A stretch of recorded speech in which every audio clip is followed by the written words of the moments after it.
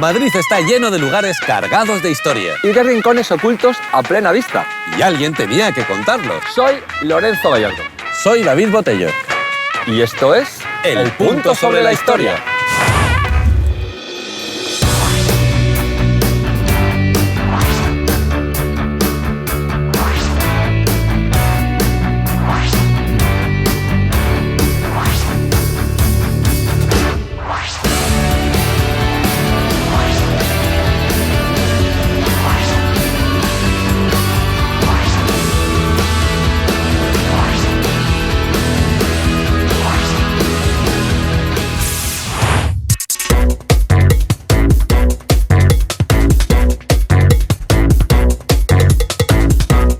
Nos venimos arriba pedaleando cuesta abajo por el último tramo de la Gran Vía. La calle más teatrera de todo Madrid. Y todo Madrid es un enorme escenario. Cada día es un día de fiesta en la Gran Vía. Empezamos.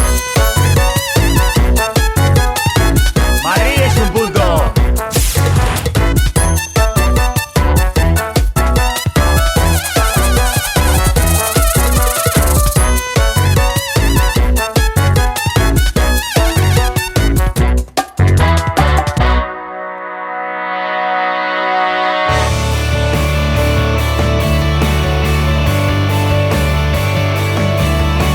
Os he traído aquí para enseñaros un edificio emblemático de Madrid, donde los haya, es el edificio Carrión, sede del Cine Capitol. Este edificio se empezó a construir justo el día antes de la proclamación de la Segunda República Española. En su día llegó a ser el cine más grande de España y aquí se estrenó Tiempos Modernos en el 37. La de Chaplin. La de Chaplin. Muy buena. Aquí, en plena guerra civil. Aquí la gente venía al cine durante la guerra, sí, a pesar de los bombardeos. Y aquí no se hacían reposiciones, las reposiciones se hacían en los cines de barrio. Aquí solamente se hacían estrenos. Aquí había unos carteles inmensos porque en esa época no había trailers. La gente no sabía lo que iba a ver, sabía lo que iba a ver por el cartel enorme que había. Entre los años 50 y 60 se vivió el máximo esplendor de la Gran Vía cinematográfica y del Cine Capitol. Aquí venía la gente a ver Gilda. Bueno, Gilda sí se podía ver, pero tenía como una clasificación de gravemente peligrosa. La censura la había visto previamente, le habría metido cortes a tutiplén y se podía ver, pero con peligro. Esto me lo ha contado mi madre, como que allá tú, ¿no? Porque la cosa era bastante pecaminosa esa película. Porque se quitaba un guante. Se quitaba un guante de una manera que se interpretaba por la iglesia como muy lasciva. Hombre, algo de eso había, pero la chica se está quitando un guante, no pasa nada, déjala que se quite un guante. En este cine se proyectó la película Mogambo y con Mogambo pasó una cosa muy curiosa con el doblaje, que no sé si sabéis que el doblaje se utilizaba también como una forma de censura y entonces había dos personajes que eran Grayskull y Clark Gable, que eran amantes. Y entonces los censores dijeron, no, esto no puede ser, lo vamos a convertir en hermanos. Y lo que consiguieron es que de un adulterio se pasó a un incesto. Otra curiosidad de la época es que en los cines había la llamada fila de los mancos. Ajá. Que era una fila, la última, en la que las parejas iban para meterse mano. Y en los cines se fumaba, se comían pipas. Aquí en esa época había 13 cines, como 13 soles. Hoy quedan 3, el Capitol, el Callao y el Palacio de la Prensa. De esos 13 cines, algunos de ellos se han convertido, para mí tristemente, en centros comerciales o tiendas y otros, que me parece una buena evolución, se han convertido en teatros. Invito a toda la gente que siga viniendo y que venga a estos 3 cines porque son patrimonio de Madrid, son una maravilla. Yo creo que se deberían conservar para siempre estos cines. ¿No os parece? ¿Nos parece? La historia es un punto.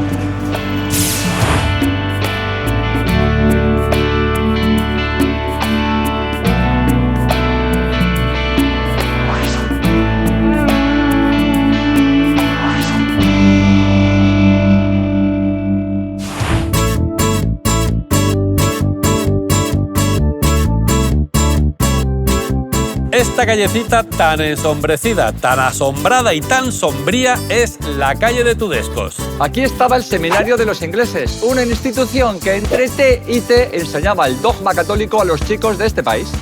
Después se la quedaron los jesuitas y los ingleses se trasladaron a la iglesia de San Ignacio de Loyola. Un buen día en el siglo XVII apareció por aquí el sacerdote y escritor más top del momento, Lope de Vega. Llegó a estar tan considerado en su época que, para decir que algo era tan extraordinario, en vez de decir de Buten, decían de Lope. Vino por aquí para escuchar una charla sobre teología y medicina que se celebraba en el seminario. De repente empezó a sentirse mal y le entró un no sé qué por el cuerpo que se quedó medio muerto, matado, desmayadito en el suelo. Se lo llevaron rápidamente y le hicieron una sangría de urgencia. Sorprendentemente, la sangría le dejó tan debilitado que 3 días después le dio por morirse en su casa. Era tan querido que Madrid le organizó un funeral gigantesco que duró 9 días. Fue lo que viene siendo un funeral de Lope. El punto sobre la historia.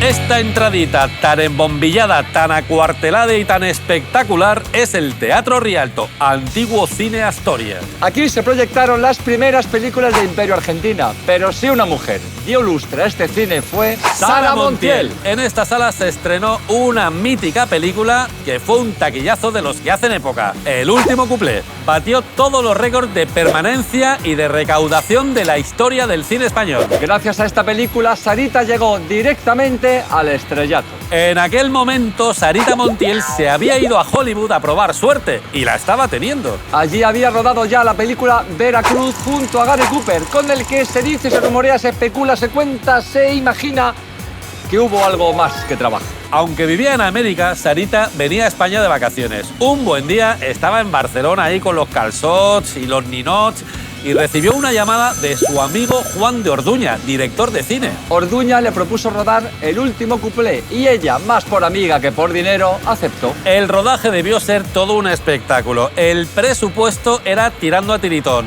Los escenarios eran de cartón piedra y algunos trajes eran de papel. Lo habitual en los rodajes de la época era que las canciones fueran dobladas por cantantes famosas, pero en El último cuplé no pudo ser. Dicen que la cantante dobladora iba a ser la Piqué. Dicen que Orduña se quedó sin dinero para pagarla y dicen que el director le pidió a Sara Montiel que por favor lo cantara ella. Si algo tenía Sara es que se atrevía con todo.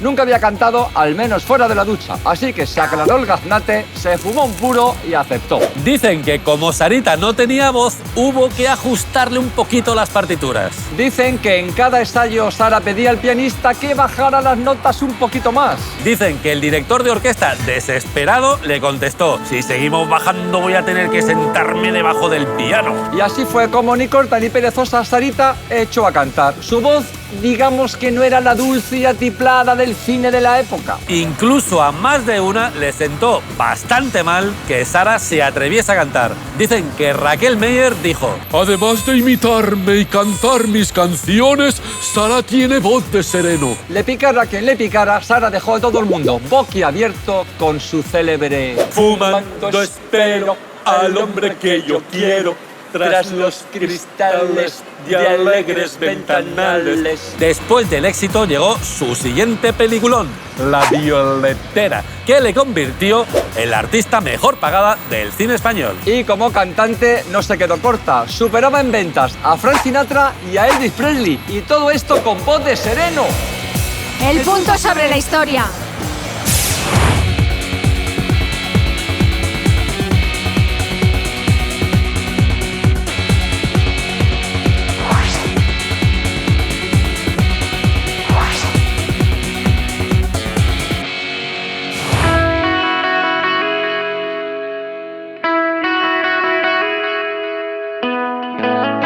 Este lugar tan chill out, tan inesperado y tan oasis en la gran ciudad son las Cuevas de Sandó, en los bajos del Hotel Santo Domingo. Aunque lo veáis así modernito y con lucecitas en el suelo, estas cuevas son del siglo XVI. En tiempos de Felipe II, la corte se vino a este villorrio manchego por razones que todavía estamos investigando.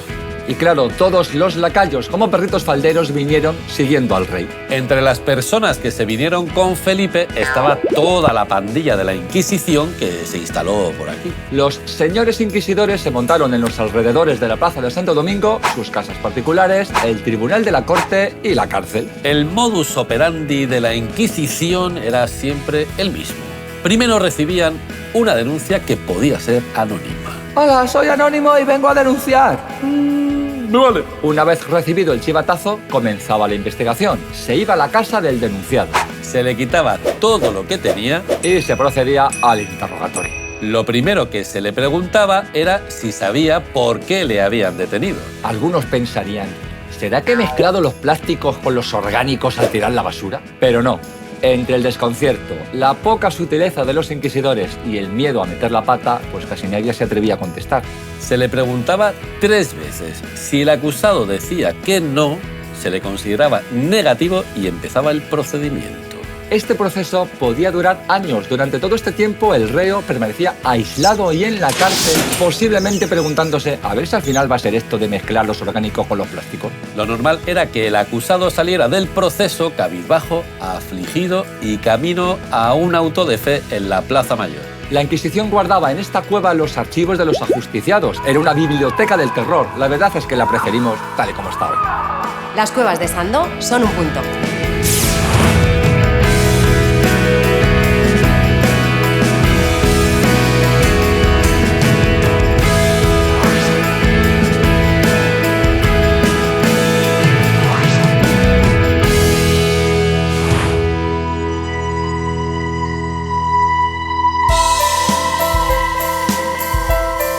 Este edificio es el Lope de Vega, que se levanta donde antes de que existiera la Gran Vía estuvo la Casa Profesa de la Compañía de Jesús. Casa profesa es como los jesuitas llamaban a sus conventos. Cuando hicieron el ensanche de la Gran Vía, la Casa Profesa se quedó ahí en medio estorbando. Unos decían que era una barbaridad tirarlo abajo y otros decían, bueno, pues tampoco se pierde gran cosa. Se pasaron todo el mandato de Primo de Rivera discutiendo qué hacer con la iglesia y así, discutiendo, les dio la República. Y entonces llegaron unos exaltados y decidieron que lo mejor era directamente quemarla. Como dice Ortega, somos un país de pirómanos. Aquí o quemamos herejes o quemamos iglesias.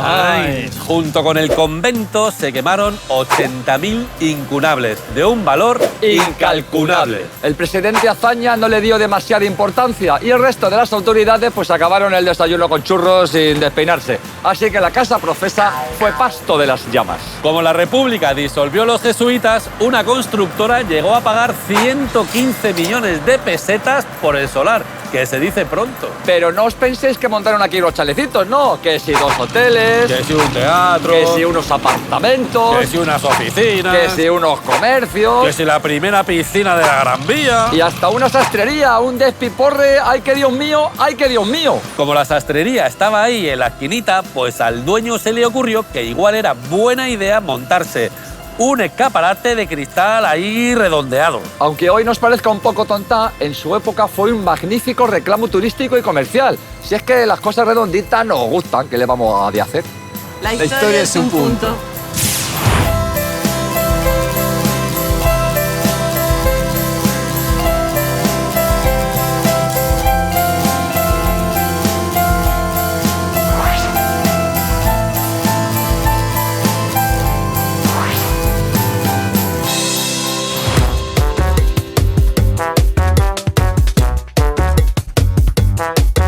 Estamos en las alturas de Madrid y, como dice el dicho popular, de Madrid al cielo. En los cielos azules de Madrid conviven Minerva, Pegaso, el Romano, el ave fénix, esculturas mitológicas que conviven con un montón de ángeles. Y entre ellas hay 2 que nos vamos a dedicar hoy porque están aquí cerca. Una es el Romano y otra el ave fénix. La estatua del Romano está sobre el antiguo edificio del Banco Social de la Edificación, que fue muy afectado durante la guerra y entonces hubo que restaurar en el año 43. En ese año 43 se le añadió la escultura que está en la parte de arriba del edificio. Mide nada menos que 7,5 metros. Es de bronce y sobre sus brazos extendidos arriba sostiene una casa o más bien un templete. La casa que sostiene el Romano se puede decir que estaba dedicada al ahorro, porque en sí el edificio era una sede social de un banco y se supone que sería eso. Pero su autor, Victorio Macho, nunca desveló ese secreto y se ha quedado como una incógnita el saber qué era realmente el significado de esa casa. Como curiosidad dicen que en el equinoccio de primavera, el 21 de marzo, el último rayo de sol entra por esa casa que sostiene el romano en sus brazos. La segunda escultura que tenemos aquí detrás es la escultura del Fénix. Realmente es una escultura que está repetida 7 veces en todo Madrid porque pertenecía a la compañía aseguradora Fénix Español. Esta compañía desapareció y fue la Unión del Fénix la que recuperó esas esculturas, pero también ha desaparecido, con lo cual la escultura más importante que tenían, que estaba encima del edificio Metrópolis, está ahora en un jardín de la Mutua Madrileña en la Castellana. El Fénix es un pájaro mitológico que resurge de sus propias cenizas y simboliza la fiabilidad de los seguros. A la escultura se le añadió un chico que representaba la juventud y el futuro. Lo que pasa es que al añadirle el chico, la gente se preguntó, ¿y ese chico? Y uno dijo, es Ganímedes.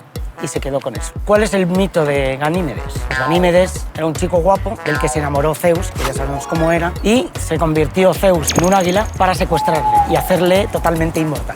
Si queréis admirar de cerca esta magnífica escultura del ave fénix, solo tenéis que subir a este hotel para estar casi tocando con vuestras manos esa hermosa escultura. La historia es un punto.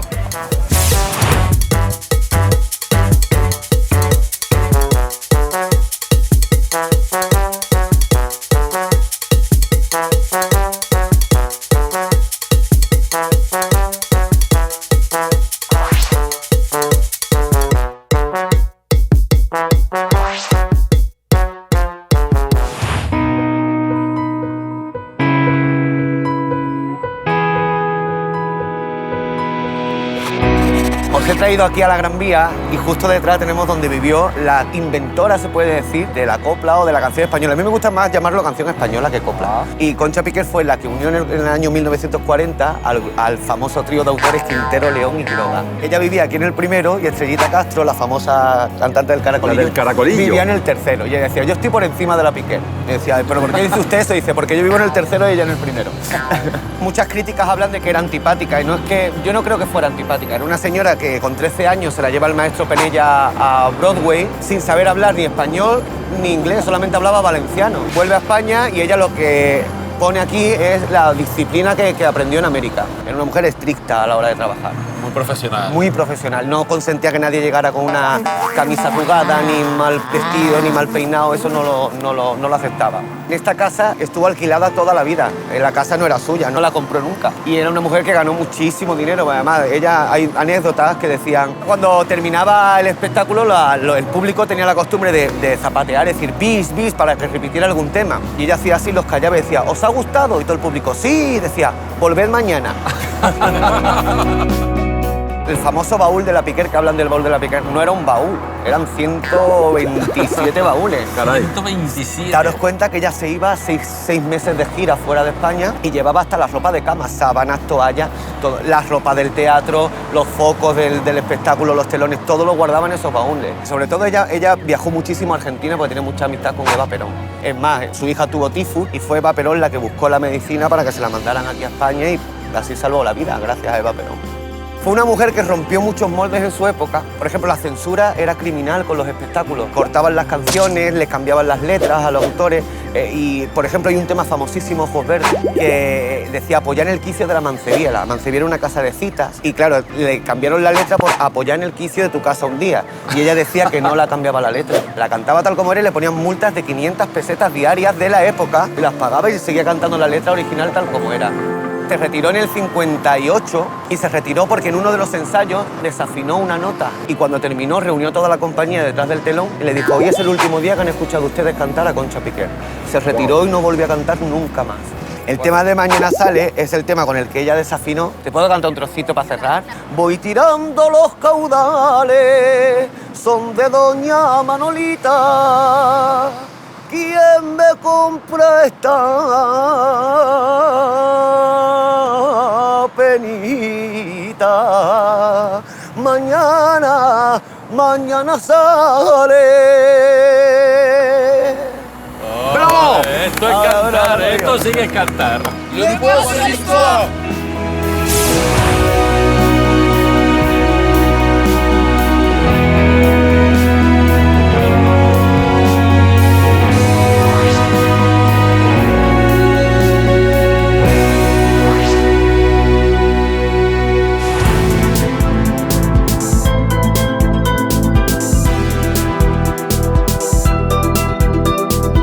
Estamos aquí en la Plaza de España, en el inicio de la Gran Vía, una de las zonas más emblemáticas y más transitadas de Madrid. Lógicamente, por aquí han pasado pues, los personajes de la historia más importantes de este siglo y también del siglo pasado.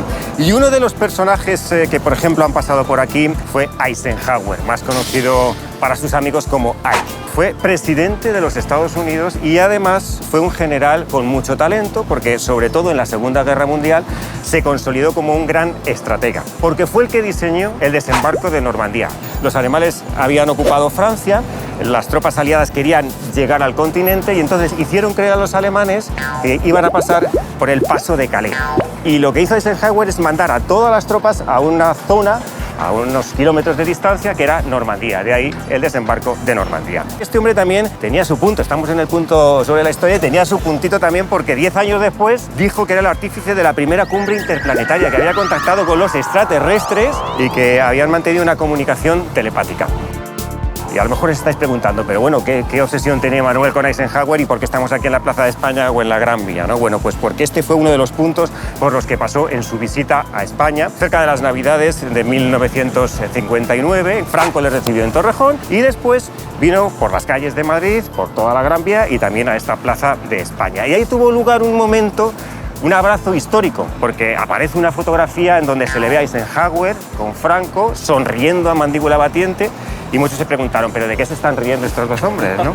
Pues resulta, aunque parezca raro imaginarlo, que Franco le contó un chiste que le hizo muchísima gracia a Eisenhower. El chiste venía a decir que este era un militar que tenía una herida en la cabeza, le llevaban al hospital y recibe un despacho diciéndole: usted ha sido nombrado general. Entonces él cogió, se subió al caballo, se puso al mando de sus hombres y le dijo el médico: pero hombre, que tiene usted una herida en la cabeza. Y dijo: da igual, para ser general no hace falta cabeza alguna. Y este chiste encantó a Eisenhower, ¿no? Que en esa torre que veis ahí, en la Torre de Madrid, que es conocida por todos, se empezaron a iluminar una serie de ventanas. En la parte de arriba, la letra I, en la parte de en medio, la letra K, y en la parte de abajo, la letra E, que configuraba Ike, en inglés Ike, que como ya sabéis, era el apodo que utilizaban los amigos para nombrar a Eisenhower. Bueno, Eisenhower quedó encantado. ¿Cómo sería que la prensa estadounidense, al su regreso a su país, dijo que el recibimiento de Eisenhower aquí en España había sido el segundo mejor después del de la India? Así que a Franco le vino fenomenal porque así dio a conocer a España al mundo gracias a la visita de Eisenhower y demostramos los madrileños que acogiendo a la gente de fuera somos únicos. La historia es un punto.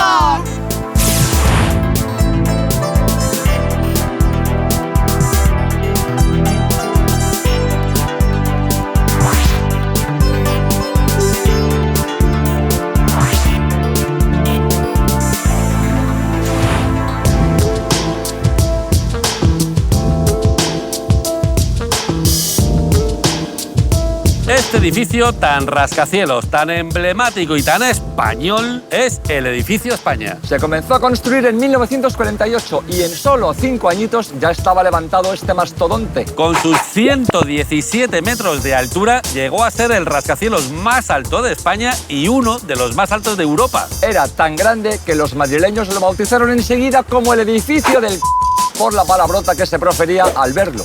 La cosa ocurría más o menos así. ¡Córcholis! ¡Repámpanos! En atención a nuestro público infantil, esta ha sido una versión adaptada. La construcción incluía un hotel con piscina, viviendas, oficinas y hasta un centro comercial. Era casi como una ciudad con su central eléctrica y todo. Si había que cortar el agua, tampoco se inmutaban. Había un montón de depósitos que suministraban agua a todo el edificio. Y si no te apetecía subir escaleras, tampoco había problema, porque tenía 29 ascensores para elegir por cuál subir. Y tiene su propio fantasma en la planta 14, que tiene un historión. El punto sobre la historia.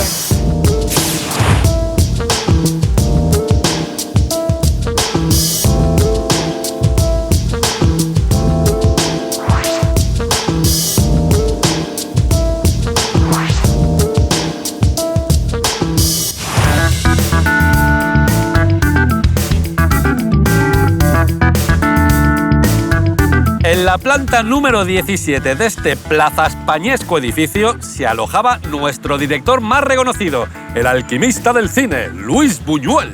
Nació en Aragón, pero pasó toda su vida entre Madrid, París y México. Buñuel era de una familia con posibles y además es que la familia era tirando a capillitas y eso, claro, a él pues le marcó la adolescencia. Renegó profundamente tanto de la religión como de la burguesía y esto lo plasmó en sus películas Sin reparo ni gaitas. En la residencia de estudiantes hizo pandillita con Dalí y con Lorca, entre otros. Menudo jaleo se montaban allí. Precisamente con Dalí estrenó su primera película, Un perro andaluz. A Buñuel le interesaba el surrealismo, que es algo así como pegarle una patada a la lógica. Así que claro, decidió marcharse a París porque España no estaba para surrealismos. Cuando presentó El perro andaluz, los propios fundadores del surrealismo dijeron ¡ulala! ¡Este señor es uno de los nuestros! Se plantó en el estreno de la película con piedrecitas en los bolsillos para tirársela al público si no le gustaba o si le intentaban atacar. Ojo, cuidado con Don Luis. Su actitud provocadora y bromista le llevó a tener muchos seguidores, pero también a ser censurado allá por donde iba. Luis le contó a un amiguete que quería grabar un documental sobre lo malamente que estaba la situación en la región de las Urdes y su amigo le dijo: Mira, chaval, si me toca la lotería te pago la película. Y le tocó y le tuvo que pagar la película por bocachanclas.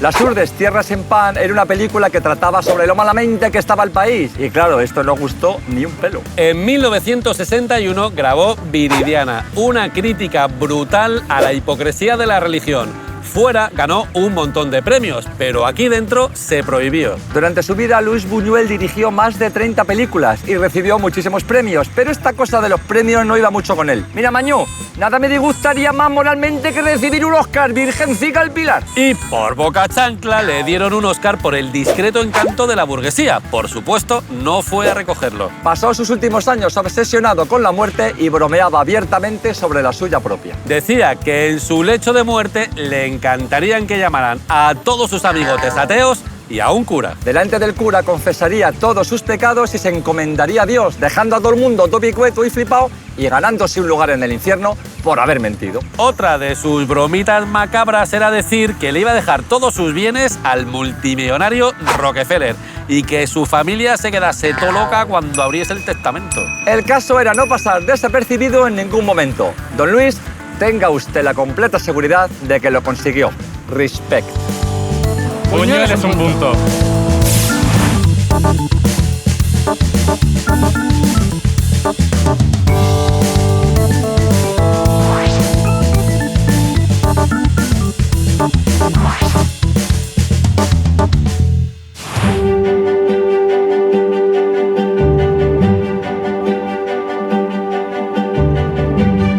Este señor tan sedente, tan engolado y tan mirando a la puesta de sol no necesita presentación. Es el grandísimo Miguel de Cervantes. Todo el mundo lo llama el monumento a Cervantes o el monumento del Quijote, pero eso es mucho simplificar. En este monumento hay más figuritas que en un portal de Belén. Presidiendo el Manco de Lepanto con sus dos manos, la de escribir y la de adorno. Cuando vemos este rostro todos pensamos en Cervantes, pero la verdad de la buena es que no tenemos ni idea de cómo era. La única referencia real que se tiene sobre su aspecto es la que se hace él mismo en las novelas ejemplares. Decía que tenía el rostro aguileño, la frente lisa, la nariz corvada, la boca pequeña y 6 dientes mal puestos. Las figuras del frente no necesitan presentación, pero aunque solo sea por el gustazo que da decir Quijote, lo vamos a hacer.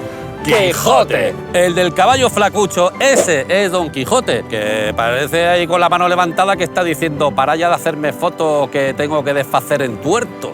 A su lado, su inseparable colega Sancho Panza posando encantadísimo. Y a los dos lados aparecen dos señoritas, una de ellas muy señoreada y la otra no tanto. La primera es Aldonza Lorenzo, la segunda Dulcinea del Toboso. Ambas son la misma, la primera es la versión real y la segunda la versión Quijote Nino de amor. Y como no solo de Don Quijote vive Cervantes, a los lados de la estatua tenemos dos relieves, uno de la Gitanilla y otro de Rinconete y Cortadillo. En lo alto del obelisco hay 5 figuras más y ya van 10, son los 5 continentes leyendo el Quijote. Cada uno tiene su propio libro, menos América, que no sabe leer y lo comparte con Europa. Les llevamos el oro del lenguaje y nos trajimos el oro de las minas. El punto sobre la historia.